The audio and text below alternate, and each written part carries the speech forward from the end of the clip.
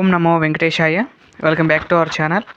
ఈరోజు వీడియో ఏంటంటే మన శాంతి నిలయానికి ప్లాస్టింగ్ పనులు అయితే ప్రారంభమయ్యాయి.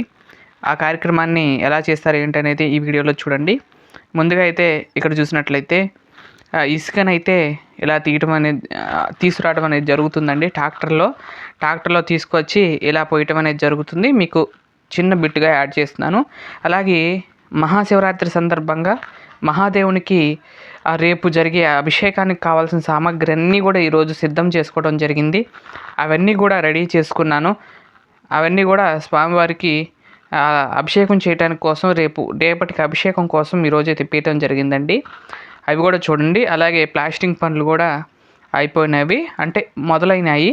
అవి ఎక్కడెక్కడ దాకా వచ్చిందో చూడండి. ముందుగా అయితే ఇది మన పూజా రూమ్ ఏదైతే ఉందో స్వామివారి యొక్క గర్భాలయము, ఆ గర్భాలయానికి మొత్తాన్ని కూడా చక్కగా ఈ విధంగా ప్లాస్టింగ్ చేసేసారు. కోణాలు కూడా ఇచ్చేసారు. 4 వైపుల కోణాలు ఇచ్చి ఈ విధంగా అయితే చేయటం జరిగిందండి. అలాగే ఆ సైడ్ గోడకు కూడా ఈరోజు చేయడం జరిగిందండి.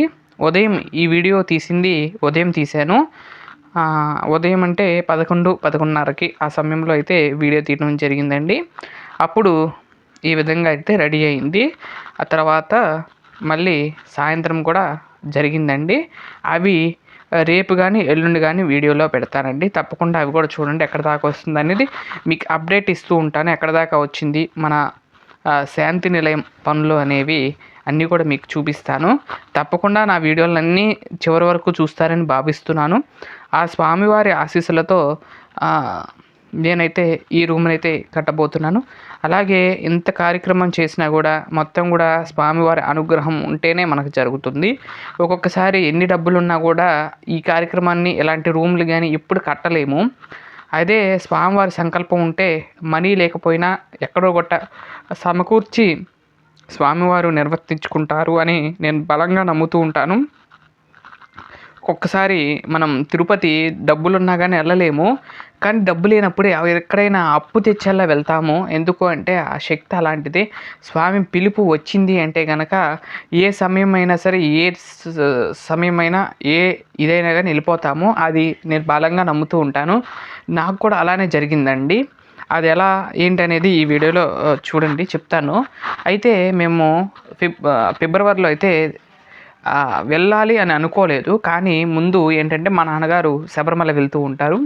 ఆ సంవత్సరం ఏం చేశారంటే శబరిమల వెళ్ళకుండా ఉన్నారు. అప్పుడు అంటే టికెట్లు చేయించుకోవడానికి కూడా మనీ లేవు. అప్పుడు ఏం చేశాను, ఇలానే అనుకున్నాను, స్వామి నువ్వు మనీ ఇస్తే నేను వస్తాను అని మొక్కున్నాను. తర్వాత ఏమైంది, ఇంటి అద్దె వాళ్ళు అదే రోజు ఇంటి అద్దె ఇవ్వడం జరిగిందండి. అద్దె ఇవ్వగానే ఆ డబ్బులతోనే నేనైతే దాసేసి పక్కన పెట్టేసుకుని ఆ డబ్బులతోనే వెళ్ళి వచ్చాము. అంటే టికెట్లు చేయించుకున్నాము. ముఖ్యంగా దారి ఖర్చులకు మాత్రం మేము సపరేట్ తీసుకున్నాము. అలా మేమిద్దరం వెళ్ళొచ్చాము అంతేనండి. తర్వాత మళ్ళీ రెండోసారి సెప్టెంబర్లో వెళ్ళాం. మామూలుగానే ఇలానే అనుగ్రహ రాగానే రెండోసారి నన్ను పిలిచారనుకున్నాను. రెండోసారి కూడా వెళ్ళాను.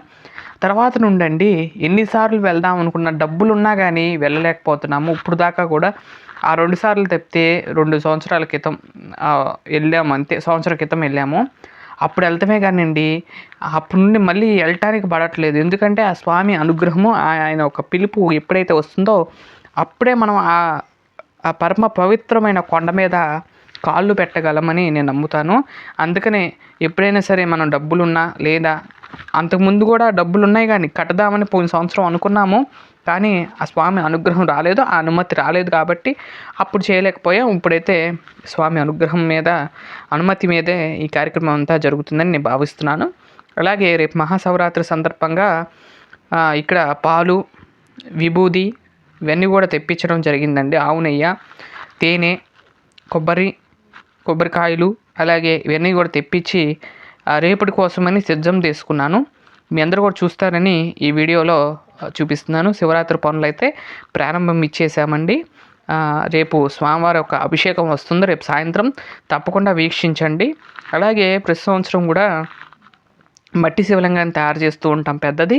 కానీ ఈ సంవత్సరం చేయలేకపోయాను. ఎందుకంటే పైన పనులు జరుగుతున్నాయి కాబట్టి చేయించలేకపోయాను.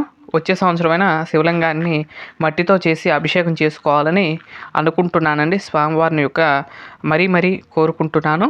ఇదండి ఈరోజు వీడియో. మీకు ఈ వీడియో కనుక నచ్చినట్లయితే లైక్ చేయండి, షేర్ చేయండి, సబ్స్క్రైబ్ చేయండి. మరొక మంచి వీడియోతో రేపటి వీడియోలో కలుస్తాను. అంతవరకు సెలవు. నమస్కారం. ఓం నమో వెంకటేశాయ.